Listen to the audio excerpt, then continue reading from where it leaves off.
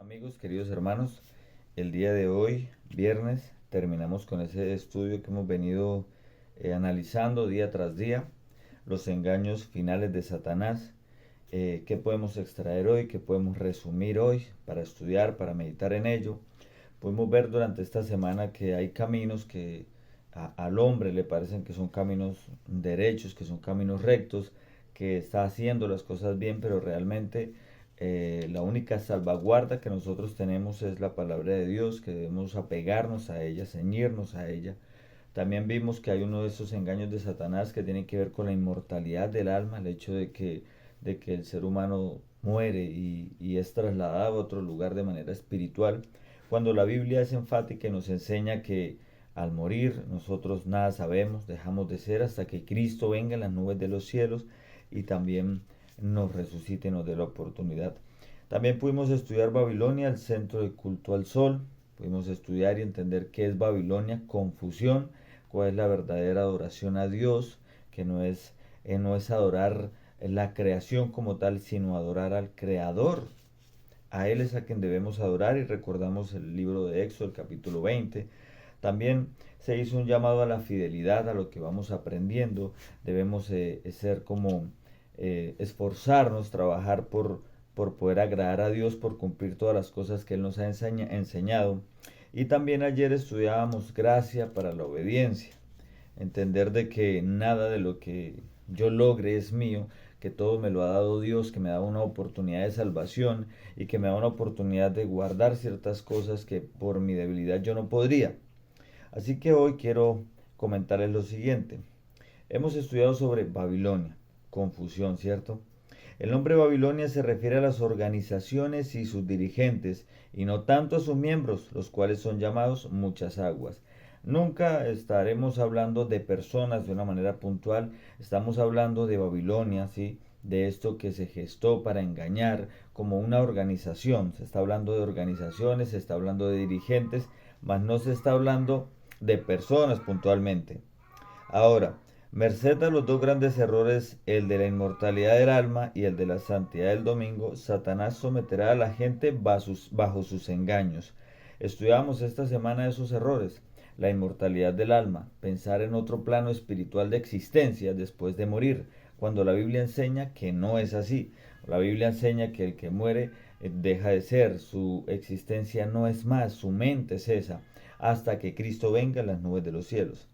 En los tiempos del Antiguo Testamento, los espíritus de los muertos desempeñaban un papel importante en la religión babilónica. Los babilonios tenían una sólida creencia en la doctrina de la inmortalidad del alma. Creían que al morir el alma entraba en el mundo espiritual. El concepto del alma inmortal es ajeno a las enseñanzas de las Escrituras. La Biblia es clara. La Biblia es clara en cuanto a este engaño. También tenemos que recordar que otro de los engaños es cambiar los mandamientos de Dios. Eso es un engaño porque realmente la vigencia de la ley es perpetua, es eterna y es algo que nosotros tenemos que entender. El propósito de estos estudios o de este trabajo que estamos haciendo diariamente es que podamos entender lo que estamos expresando, que podamos ir a la palabra de Dios y entender lo que queremos explicar, lo que queremos enseñar. La vigencia de los mandamientos de Dios que son eternos. Y ayer hablábamos de eso, unos días anteriores hablábamos de ese tema, porque Jesús mismo dijo que Él no venía a abolir nada, que Él venía a cumplir. Y cuando vemos los relatos, Él guardaba el sábado, Él hacía muchas cosas que están dentro de los mandamientos de Dios y que son una enseñanza para nosotros. Hoy vamos a finalizar con dos citas que resumen todo lo que estudiamos esta semana. La primera cita es la cita bíblica que debía acompañarnos, que es el versículo de memoria para este tema de los engaños de Satanás. Y era Juan capítulo 17, versículo 17, que dice, santifícalos en la verdad, tu palabra es la verdad. Fue la oración de Cristo Jesús, que decía o enseñaba que nos entregáramos en las manos de Dios y Él oró por nosotros para que Dios nos santificara. Y la base de la santificación es la verdad. Y luego Él explica cuál es la verdad. Tu palabra es la verdad. Y estamos hablando de la palabra completa, no estamos hablando de una parte sí, otra parte no. Cuando nosotros vamos a escudriñar entendemos de que Apocalipsis se complementa con Génesis, con Éxodo y así sucesivamente. Libros del Nuevo Testamento se complementan con el Antiguo Testamento y hacen un todo, una enseñanza, una doctrina, una creencia, una base bíblica. Esa es la verdad. Entonces nuestro Señor Jesús oraba para que Dios nos diera esa santidad por medio del estudio de su palabra. Pero, como vuelvo y reitero, nada es de nosotros, nunca va a ser para enorgullecernos ni nada de eso.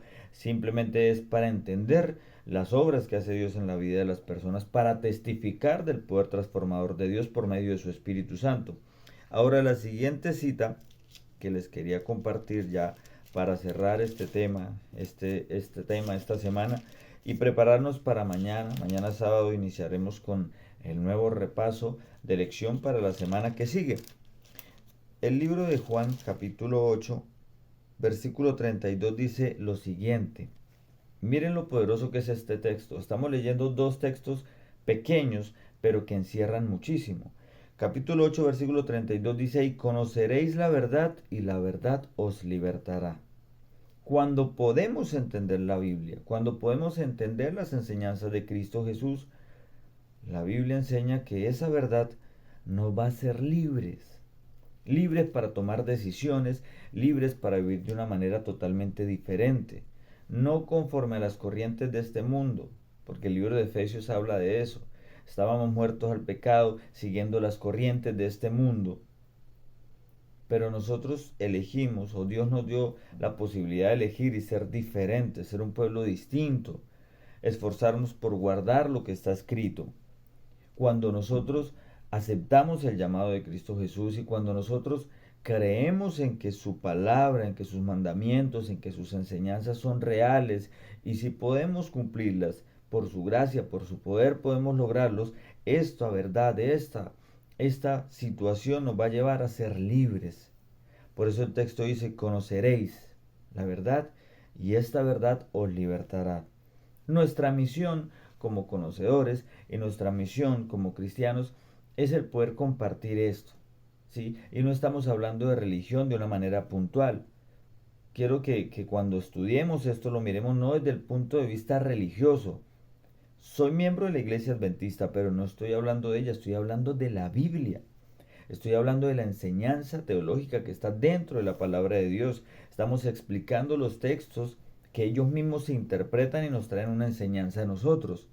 Entonces, tenemos que sacar eso de nuestra mente y entender también que no estamos señalando a personas ni queremos juzgar a personas de diferentes denominaciones, porque como yo aclaraba en estudios anteriores, en este momento hay siervos de Dios en diferentes lugares, con diferentes creencias tal vez, pero llegará el tiempo cuando el ángel dirá, salid de ella, pueblo mío, y es salir de la confusión, entender cuál es la verdad y empezar a guardar las cosas que nos van a hacer libres de verdad.